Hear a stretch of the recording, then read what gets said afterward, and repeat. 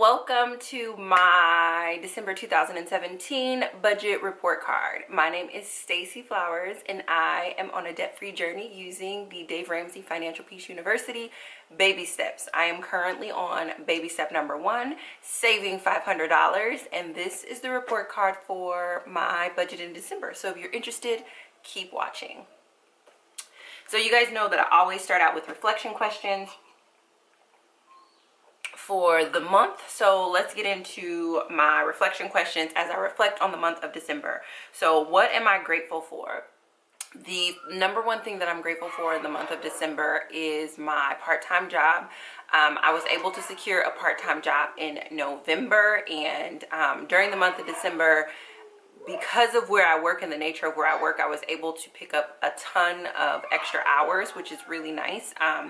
And the objective with my part-time job is to keep it at a part-time level, but I did really appreciate the opportunity to pick up more hours during this sort of holiday season because people just really were not interested in working over the holiday season. So I'm super grateful for that because it's really, I mentioned in a couple of other report cards that like restoring my financial dignity has been really, really important, and I'm doing it slowly, intentionally, and being able to pick up those extra hours, but at the same time knowing that I can't really go over a certain amount of hours because this is a part-time position, has been just very incredible. So that's like the number one thing that I'm grateful for in December, is just really rebuilding that financial dignity through my part-time job. I'm also very grateful for my bank. So I mentioned again before, I fell off of my Financial Peace University. 2017 was a difficult year. I was sick for majority of the year, and so many of my accounts went into collections. Not just like sort of business invoices being past due, but like all expenses that are associated with having a home. All of that went into collections, but then also because things went into collection and most all of my accounts were set up on auto draft, my primary checking and savings account was horribly overdrawn, and that account was subsequently closed, and so there's a collection even on that balance. But so that sort of put me in a situation where I really didn't have a bank to bank with when I actually started making money. And I don't know if you guys know this, but like if you know, it, not that they're checks, but if you like overdraw your account and they turn into collections, it used to be if you bounce a bunch of checks, but bouncing checks, overdrawing, it's sort of the same thing, but they just use it, one is electronic, one is paper. But anyway, if you do that, then in the system, like you're ineligible for a checking account. I don't know what the actual financial resource language is, but you're essentially ineligible for a checking account. And I was so afraid that I was going to be ineligible for a checking account and that I wouldn't be able to, you know, I would have to go to like check cashing places and lose a percentage of my paycheck and all this other stuff. But I had forgot that I had an account that I rarely use. It was an account that I had, a checking account that I had set up when I was a server, because we had went from getting paid in cash to getting paid on a card. And so I had that checking account, and I was so grateful that it was already established. And I think I had like $5 in there or something like that, because then I was able to use that checking account so that as I'm restoring my finances, I actually have an active checking account to work with, and I don't have to go through the process of like being humiliated at a bank because I can't open up a checking account. And obviously when I pay off the collection, I think that goes away and then I'm eligible, but you know, I don't have the money to pay off that collection as of today. So it's like, it's wanting to be in the game, but not necessarily being able to be in the game. But because I had this bank that was still there, I still was able to do that. So I'm super grateful for that, because that gives me the flexibility to have like direct deposit. You know, I can pay my tithes online, I can pay other expenses online, I can still participate in the economy as it is now without having extra fees and stuff like that from check cashing places. The third thing that I'm really grateful for this month is my phone service, and I'm grateful for that because this month, you know, it was really important for me to get things in order. You know, I did a very high level review of my debts and found my debt amount, but this month I really dove into all of that. Like I reached out to my student loans because believe they were in a hardship deferment because of my unemployment. I believe that's what they have been in this year. But now I'm moving into a repayment plan, but repaying things based off my income. But that was several phone calls to establish that, because again, I had great payment history. So like if you're trying to call your bank and you're like, oh yeah, I can't afford to make these payments, they're looking at my payment history and they're like, what are you talking about, ma'am? So it's more than just like, hey, I can't do this. It's like, hey, I can't do this. I understand what my history looks like, but this is where things are moving forward. And, what's the paperwork that I need to verify, so on and so forth. So there were a ton of phone calls that I needed to make to organize my finances and my debts. And I'm super grateful for my phone service, because I was actually able to make all of those phone calls without difficulty and challenges. So those are the things I'm really, really grateful for in the month of December. What worked for me is not having my debit card. So this bank that I mentioned, I still had a checking account with, because I hadn't used that account in so long. My card was expired. And so I had to go through the process of changing my address with that bank. And that bank is from my hometown of Omaha, Nebraska. But I'm not in Omaha, so I had to change my address online. And then once my address was accepted, submit not an application, but request a new debit card. And, so it was just a couple of different things, but I wound up not having my debit card for like the entire month of December. So all of the money that I was earning from my part-time position was going into that account, and it was essentially untouchable, which really worked for me in terms of me sort of having a no-spend month. The other thing that worked for me was spending intentionally. That just was super awesome. What didn't work for me last month was me not packing my lunch. As I mentioned, like I picked up those part-time hours, and so I was at work pretty much 5 days a week, and over like I was there pretty much 5 days a week, and there's convenience items that can be purchased where I work. And so I was purchasing a lot of those convenient items, healthier than, months past, but still, I need to pack my lunch so that way I'm not purchasing these convenience items. Even though it's within my budget, it's still like, I don't want to be, I can cut that expense probably like by 2/3 if I just pack my lunch. So that didn't really work for me. Not packing my lunch. What do I need to do? I need to start packing my lunch, and I need to stop eating conveniently. Goals for January is to finish my emergency fund and to pay $500 worth of debt, because if I can finish funding my emergency fund in January, the hope is to have an additional $500 that I can actually put towards an account that I owe. The steps that I need to accomplish this goal: I need to put $125 a week away to my emergency fund for the first 2 weeks of January, and that'll be $250, and then that'll be funded. And then to pay the debt, I need to put $125 away a week, so that at the end of the month I can send that $500. The things I need to do that are discipline. How will I measure my goal? Through my bank balance. I'm going to put my emergency fund in the bank, and then through my vendor receipt. Like, once you make a payment, they send you an updated invoice receipt, etc. So that is my just overall reflection for the month of November. So let us talk about the numbers. And I know you guys have asked to see if I can do like an over-the-shoulder sort of perspective for the visual person, and I am still trying to work on how to do that in a way. I'm just still trying to work on how to do that. So I hear you. I'm trying to work on how to do that, but in the meantime, in between time, it's just my envelope with my receipts, and then me jotting down the numbers and reflecting over on my budget. So my total income for the month of November was for the month of December was $1,221.64. I know that I mentioned in my video that I wanted to make more through selling items and doing like quick consulting and quick business services. I wasn't able to do those quick business services, and I wasn't able to sell anything. I did put a bunch of things like online, on Craigslist, on Facebook, and none of those items sold. And you just gotta roll with it when things don't sell. So I wasn't able to make the amount that I wanted to make, but you guys know that I budgeted my budget at $800. So I was about $421.64 over my $800. So there were a couple of things that I did with that money. So just breaking down where I got my income from, I didn't actually say how much it was. Okay, so I know that I got $50, just like someone's generosity. They were just being very kind and they sent me $50. I know I got another $100, just again, out of the kindness of someone's heart. And then everything minus the $150 is what I earned from my part-time position. So let me just calculate that really quick.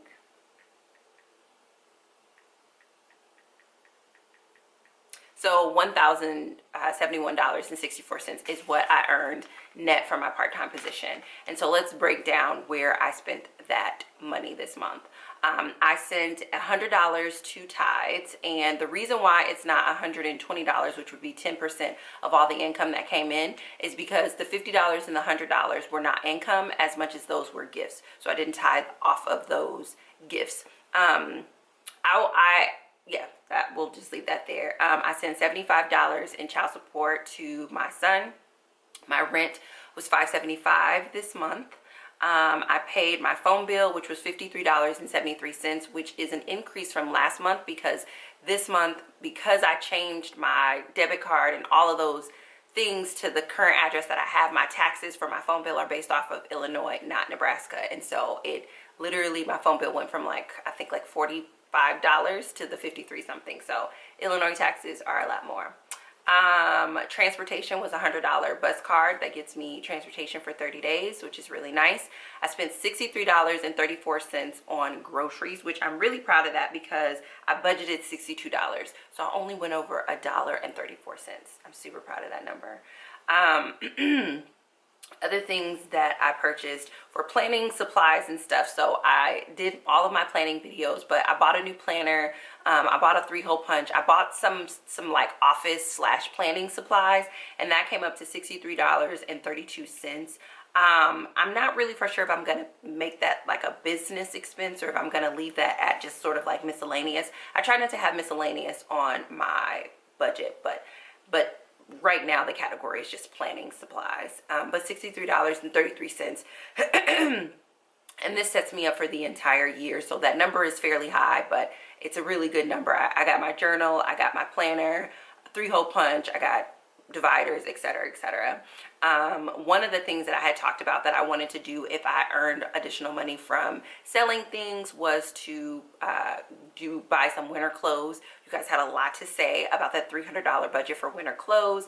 I obviously did not earn that, and so I wasn't able to do that, but I was able to buy a winter coat. I went thrifting and I found this gorgeous olive green trench coat, maybe not trench coat, maybe pea coat, for $27.55. And I'm gonna do just like a quick video for you guys to see it because it's a super amazing find, and it's a Zara coat and it was just like new, and I'm super happy that I was able to thrift it. Then for like my toiletries, I budgeted $100, and that's because I intended to buy some items in bulk and some items that would be able to be used annually, but I wasn't able to find them in stores. And I'm going to do a separate video about those items because they may be a little bit TMI to be putting in my budget review. I know I get men and women who watch this. So for that area, I spent $37.32 instead of the $100 that I was anticipating spending.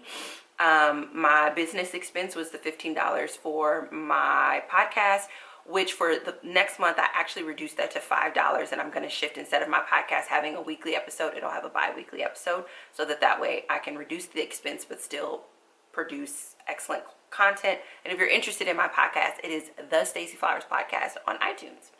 And then I did pay on one debt, which was my PayPal account, and I paid $15 on that. And according to the Dave Ramsey plan, you're not supposed to pay on any debts until you fund your emergency fund. I believe that's the standard, or maybe it's really, yes, I think that's the standard, but that doesn't really make any sense because I don't think he wants things to go to collections. I'm a little fuzzy on that, but I know the idea is that you're not supposed to be dumping extra money on your debts until your emergency fund is funded. And so I wasn't paying any money on debts at all. But again, I mentioned how I was grateful for my phone. I called my collectors, and PayPal is one of them, and I mentioned that in another video, and I talked to them and they put me on a payment plan, and it's like $15 a month just to get my balance current, and then it'll turn into the actual minimum monthly payment that I have. And so I did make that one debt payment this month. And so the total expenses going out are $1,125.64. So that minus the 125.64. 1,221.64 minus 1.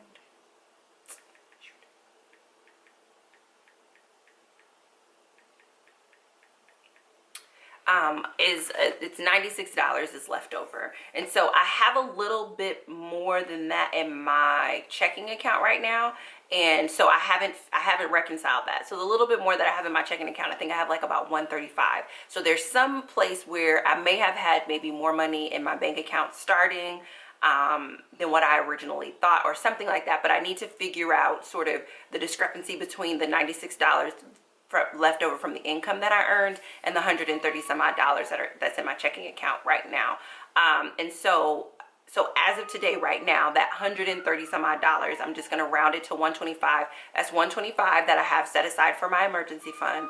And then I have another $125 that I just received. I received it on the 31st/the 1st, but either way, I'm just including it in my December budget. And so then that means I have $250 of my emergency fund saved. So when you look at all of these numbers, my four walls expenses came up to $967.07. And then my additional expenses between paying debt, like personal things, etc., was $158.10. So for the month of December, in terms of giving me a grade, I give myself a B+.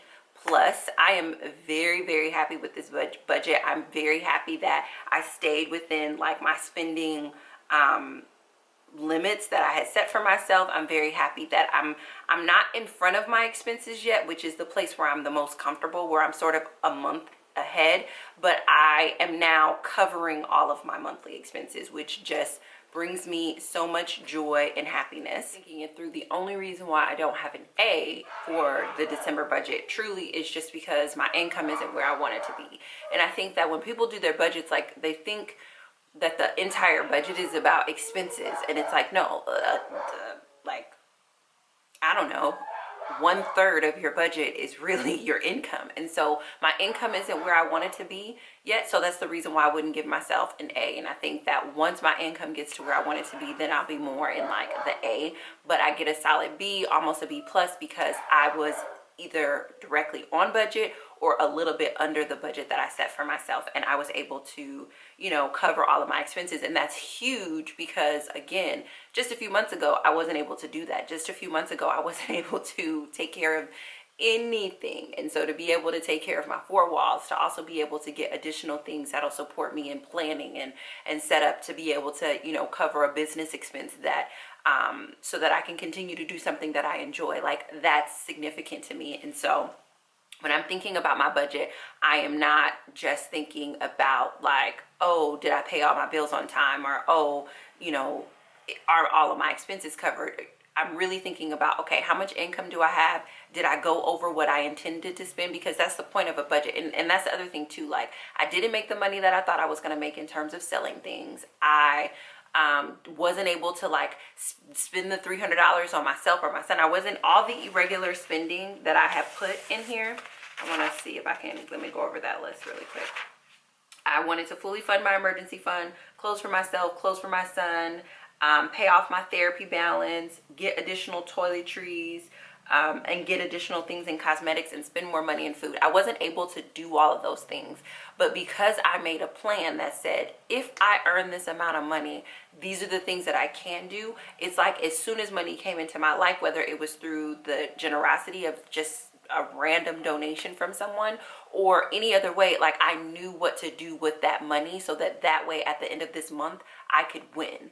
And it's like, I think for most of us, like when we're thinking about our money, we think that, oh, when I have a lot of money, that's when I'll start planning, and that's when I'll do a budget, and that's when it'll be necessary. It's like, no, it's when you don't have a lot of money. And a lot, I know is relative, but a lot relative to what you believe is a lot. And my a lot is relative to the income, the average income that I have, right? Like, this is not a lot compared to the average income that I have, but I'm grateful to be starting back over with this humble amount, because this enables me to make sure that I'm doing it right habitually. Like the habit is more ingrained. So that way when the numbers increase, it's just second nature, right? Like it's still, even though this is a humble amount for me to earn relative to what I earned before, it still took me 3 months to get accurate, right? Like it still took me 3 months. It doesn't matter if you're earning your dream amount or you're earning amount that you don't think is enough. It's still going to take you 3 months of just